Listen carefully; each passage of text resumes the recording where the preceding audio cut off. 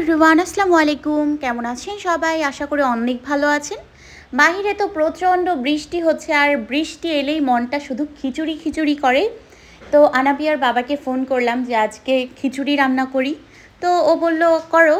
তো খিচুড়ি রান্না যে করব, এই বৃষ্টির দিনে একটু ভুনা খিচুড়ি না খেলে কি ভালো লাগে বলেন? কিন্তু দুঃখের বিষয় হলো আজকে আমার বাসায় কোনো মাংসই নেই। তো আনাবিয়ার বাবাকে বললাম কী দিয়ে খিচুড়ি রান্না করব। ও বলল যে তাহলে তুমি ডিম দিয়ে ভুনা খিচুড়ি রান্না করো। যেই ভাবা সেই কাজ, দেখা যাক আজকে ডিম দিয়ে ভুনা খিচুড়ি কিভাবে রান্না করি আর কেমন হয়। তো আমি এখানে পেঁয়াজ, রসুন, আদা, মরিচ সব কিছু কেটে নিচ্ছিলাম। এদিকে আনাবিয়া বুড়িও ছিল, আমার সাথে সঙ্গ দিচ্ছিল। ও আর কি করবে, একা মানুষ, বাসায় কতই আর খেলে। এজন্য মাম্মিকে এসে মাঝে মধ্যে ডিস্টার্ব করতে হয়, ঠিক আছে?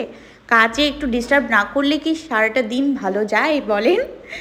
তো ওর সাথে এই সময়টা কিন্তু আমি অনেক বেশি এনজয় করি, আর ওকে খুব আমি কেয়ারফুলি রাখি যাতে কোনোভাবে ও বটিতে কোনো দুর্ঘটনা না হয়, সেদিকে অবশ্যই খেয়াল রাখি। তো বুড়ি যতই আমি নিষেধ করি যে এদিকে এসো না, ও বেশি করে করে আমার এদিকে আসে, আর আদা, পেঁয়াজ, রসুন যা পায় সব কিছু মুখে দিয়ে দেয়। মাম্মিটা আমার আনাবিয়া আছে বলেই এই সময়টা এত সুন্দর কাটছে। চলে আসলাম রান্নাঘরে। কেন জানি ভাতের চাল দিয়ে ভুনা খিচুড়ি খেতে মন চাচ্ছে না, তাই পোলাওয়ের চাল নিলাম, আর 2 প্রকারের ডাল নিলাম, মুগ ডাল আর মুসুর ডাল, এই দুটোই আছে। অনেকে আরও বেশি ডাল দিয়ে রান্না করে, তো আমার বাসায় আজকে মুসুর ডাল আর মুগ ডাল আছে, সেগুলো দিয়েই ভুনা খিচুড়ি রান্না করব। বাইরে এত সুন্দর বৃষ্টি পড়ছে, আর এই বৃষ্টির মাঝে আমার মনে হয় প্রায় বাড়িতেই খিচুড়ি হয়। তো কারা কারা এই বৃষ্টির মাঝে খিচুড়ি খেয়েছেন আমাকে কিন্তু কমেন্ট করে জানাতে একদমই ভুলবেন না। আমার তো এই বৃষ্টির দিনে খিচুড়ি খেতে অনেক মজা লাগে, তার সাথে যদি ইলিশ মাছ ভাজা থাকে তাহলে তো আর কথাই নেই। তো আজকে ইলিশ মাছ আর ভাজবো না, ইলিশ মাছ আছে কিন্তু ভাজবো না, আজকে আমরা ডিম খিচুড়ি বানাবো। অন্য আরেকদিন আমি খিচুড়ির সাথে ইলিশ মাছ ভাজবো। তো আনাবিয়াকে কোলে নিয়েই আমাকে কাজ করতে হয়, কারণ সব সময় ও নিচে থাকতে চায় না। আমি যখন রান্না করি ও তখন আমার কোলে উঠে যায়। মাঝে মধ্যে এভাবে দাঁড় করিয়ে দিই, কিন্তু তারপরেও অনেক ভয় লাগে যদি পা ছিলকে পড়ে যায়, একটা দুর্ঘটনা ঘটতে সময় লাগবে না, এজন্য বেশি একটা আমি ওখানে দাঁড় করেও দিই না বা বসেও রাখি না। আর ইদানিং খেয়াল করছি ও কেন যেন রান্নাঘরে এসেই আগে গ্যাসের সুইচটা ধরে।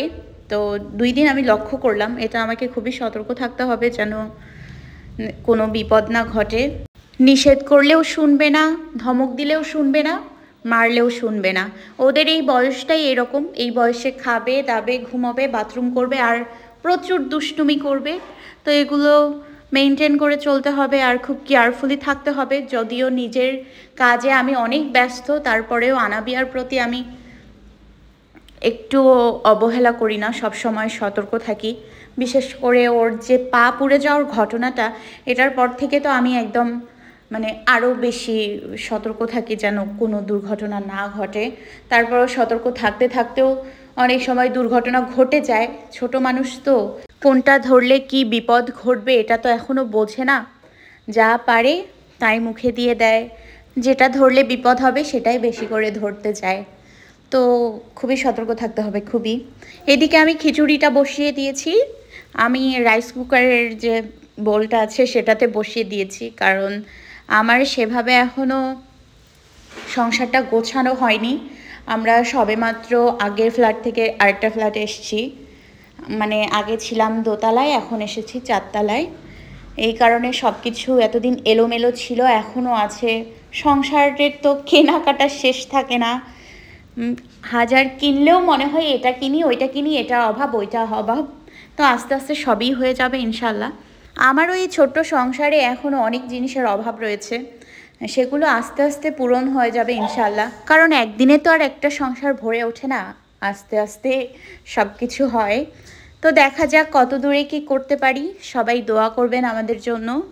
কয় বছরেরই আর সংসার আমার বলেন, এখনও তো সংসারের অর্ধেক সময়ও কাটেনি, সবেমাত্র নতুন নতুন সংসার। দেখা যাক কত দূরে কি করতে পারি। আনাবিয়াকে কোলে নিয়েই খিচুড়িটা রান্না করছি, জানি না আজকে খিচুড়িটা কেমন হবে। ইদানিং আমি খিচুড়ি বা পোলাও, বিরিয়ানি রান্না করলে কেন যেন পানিটা বেশি দিয়ে ফেলি, পানির তারানটা বুঝতে পারছি না। হয়তো আনাবিয়াকে কোলে নিয়ে রান্না করার কারণে এমন হতে পারে, তারা জানি না আসলে। ইদানিং খিচুড়ি বা পোলাও বিরিয়ানি রান্না করলে একটু নরম নরম হয়ে যায়, আর খেতেও তেমন একটা ভালো লাগে না।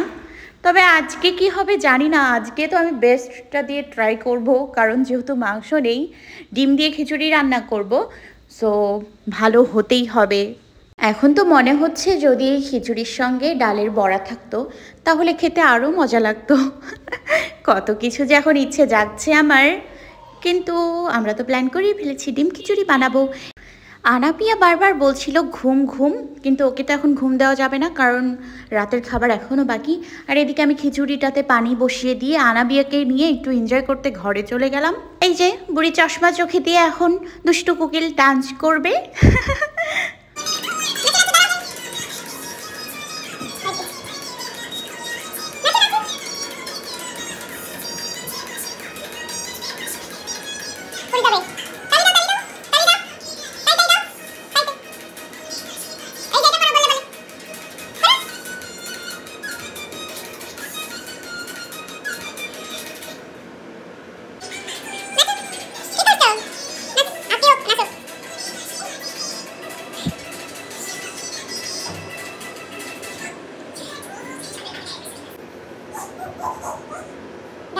আনাবিয়া ওদিকে ডান্স করছে, আর এদিকে আমার খিচুড়িটাও প্রায় হয়ে এসেছে, হালকা একটু পানি আছে, ডিমগুলোও হয়ে গেছে। আমি এখন ডিমগুলো ছিলার জন্য বসে পড়লাম।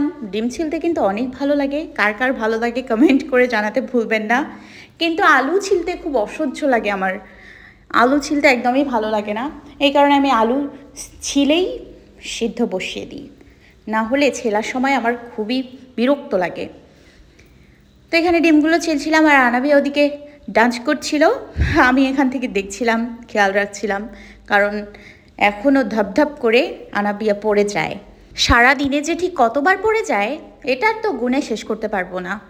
আপনারা যে আমাকে এতটা সাপোর্ট করেন তার জন্য আমি আপনাদের কাছে অনেক বেশি কৃতজ্ঞ। সবসময় আপনাদেরকেও অনেক ভালোবাসা। আনাবিয়া এখানে খেতে বসে গেছে, খিচুড়ি হয়ে গেছে, আর আনাবিয়া প্রথম টেস্ট করছে কেমন হয়েছে। চলেন ওর সাথে একটু কথা শুনিয়ে আসি আপনাদের। খাও, মজা।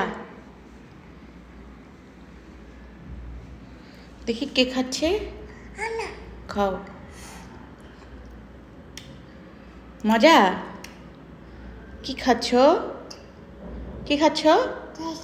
খিচুড়ি খাও। মজা, মজা হয়েছে? মজা,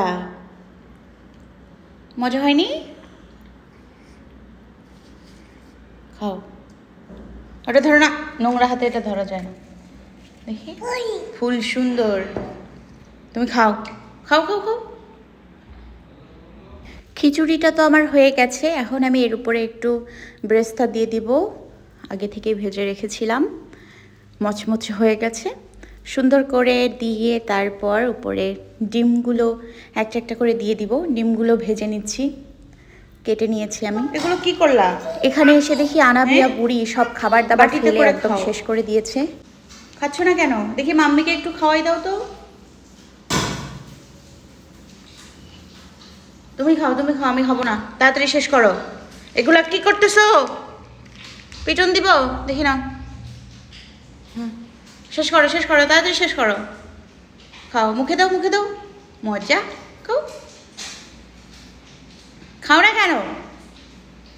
ছি ছি, না তোমার সাথে কথা বলবো না। খাও খুব। ডিমগুলো সুন্দরভাবে ভাজা হয়ে গেছে, এখন আমি এগুলো একটা একটা করে খিচুড়িতে দিয়ে দিব। খিচুড়িটা সুন্দর করে ডেকোরেশন করে নিব। এখন আমি একটু খেয়ে দেখিনি যে খিচুড়িটা আসলে কেমন হয়েছে। আনাবিয়া খাচ্ছে শুধু। এই যে ফাইনাল লুক আমার খিচুড়ির, আজকের ডিম খিচুড়ি। তো আমরা এখন খেতে বসবো, খাবার বাড়ছি। দেখতে তো ভালোই লাগছে, এখন খেতে যে কেমন হয়েছে এটা তো জানি না। আর বললাম না ইদানিং একটু নরম নরম হয়ে যায় সব খিচুড়ি টিচুড়ি, তো আজকে ওই দেখেন একটু নরম নরম হয়ে গেছে খিচুড়িটা। তবে দেখে মনে হচ্ছে তারপরেও অনেক মজা হয়েছে খেতে। তো প্লেটে বাড়ছি, এখন আমরা খাওয়া দাওয়া করবো। আর খাওয়া দাওয়ার সময় ভীষণ প্যারা লেগে যায়, আনাবিয়া প্রচুর ডিস্টার্ব করে। তো আজকের ভিডিওটা এই পর্যন্তই ছিল। কেমন হয়েছে ভিডিওটা কমেন্ট করে জানাতে ভুলবেন না। আপনাদের প্রত্যেকটা কমেন্ট কিন্তু আমি পড়ি। আমি চেষ্টা করব নেক্সট ভিডিওতে আপনাদের কমেন্টের কিছু রিপ্লাই করার। ভালো থাকবেন সবাই, আল্লাহ হাফেজ।